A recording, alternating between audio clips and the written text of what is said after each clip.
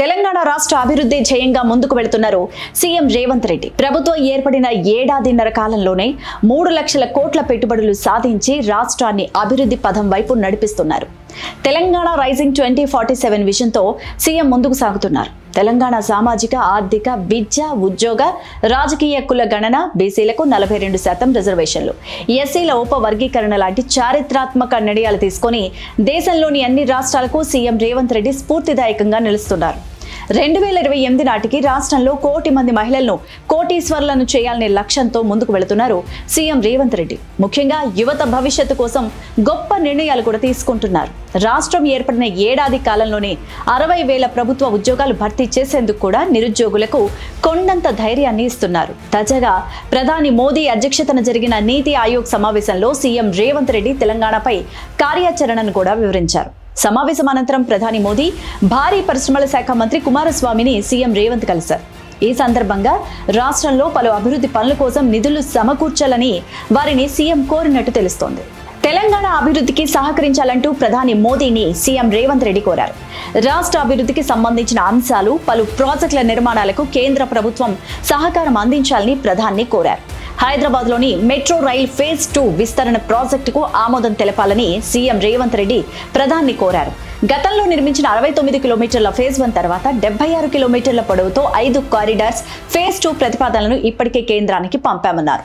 24,269 కోట్ల వ్యయంతో చేపట్టే ఈ జాయింట్ వెంచర్ ప్రాజెక్టులో కేంద్ర వాటా 18% కాగా రాష్ట్ర వాటా 30%. ఇటీవల కాలంలో చెన్నై, బెంగళూరుకు ఆమోదించిన మెట్రో ప్రాజెక్టుల ఆధారంగా హైదరాబాద్ ప్రాజెక్టుకు కూడా అనుమతి ఇవ్వాలని ప్రధాని కోరారు. మరోవైపు హైదరాబాద్ మహానగరం చుట్టూ రీజనల్ రింగ్ రోడ్ అభివృద్ధి, భూసేకరణకు వ్యయంలో 50% భారాన్ని రాష్ట్ర ప్రభుత్వం భరించేందుకు సిద్ధంగా ఉందని ప్రధానికి తెలిపారు. ఇక RRR పనులను ఉత్తర, దక్షిణ భాగంలో 2 ఒకేసారి ప్రారంభించాలని కోరారు.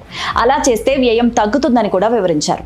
RRR కు సమాంతరంగా 370 కిలోమీటర్ల పరిధిలో రీజనల్ రింగ్ రైల్వే లైన్ కు కూడా కేంద్రం సహకరించాలని సీఎం ప్రధానికి విజ్ఞప్తి చేశారు.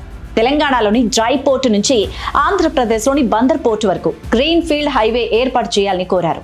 ఇది ఔషధ ఎగుమతులు, తయారీ రంగ అభివృద్ధికి ఎంతగానో ఉపయోగపడుతుందన్నారు. తెలంగాణలో ఇండియా సెమీ కండక్టర్ మిషన్ ఏర్పాటు కూడా ఆమోదం తెలపాలన్నారు సీఎం రేవంత్ రెడ్డి. హైదరాబాద్లో R&D కేంద్రాలు, మౌలిక వస్తువులు, మానవ వనరులు పుష్కలంగా ఉన్నాయన్నారు. ఇక తెలంగాణలో ISM ప్రాజెక్టుకు ఆమోదం తెలిపితే పెట్టుబడులు, ఇటు ఉద్యోగాలు పెరుగుతాయని కూడా చెప్పారు. హైదరాబాద్, బెంగళూరు డిఫెన్స్ కారిడార్ అభివృద్ధి చేయాలని కూడా ప్రధాని మోదీని సీఎం రేవంత్ రెడ్డి కోరారు. రక్షణ రంగంలో మొదటి నుంచి హైదరాబాద్ కీలకంగా ఉంది. ఈ రంగంలో MSMEలను ప్రోత్సహించడం ద్వారా తెలంగాణకు సహకారం అందించాలని కూడా కోరారు. హైదరాబాద్కు మరో 800 ఎలక్ట్రిక్ బస్సులు కేటాయించాలని కేంద్ర భారీ పరిశ్రమల శాఖ మంత్రి HD కుమారస్వామికి సీఎం రేవంత్ రెడ్డి విజ్ఞప్తి చేశారు. ఇటీవలే హైదరాబాద్కు 2000 EV బస్సులు కేటాయించారని, ప్రస్తుతం నగర అవసరాలను దృష్టిలో పెట్టుకుని PME డ్రైవ్ పథకం కింద అదనంగా 800 బస్సులు కేటాయించాలని కోరారు. ఆర్టీసీ డ్రైవర్స్, మెకానిక్లు బస్సు నిర్వహణ చూసేలా హైబ్రిడ్ GCC మోడల్ను పరిగణలోకి తీసుకోవాలని కేంద్ర మంత్రి HD కుమారస్వామిని సీఎం రేవంత్ రెడ్డి కోరారు. అలాగే తెలంగాణ ఆర్టీసీ డీజిల్ బస్సుకు రెట్రో ఫిటెడ్ చేపట్టగా అది సఫలమైందని, ఆ బస్సు నగరంలో రాకపోకలు సాగిస్తోందని కూడా మంత్రి దృష్టికి తెచ్చారు.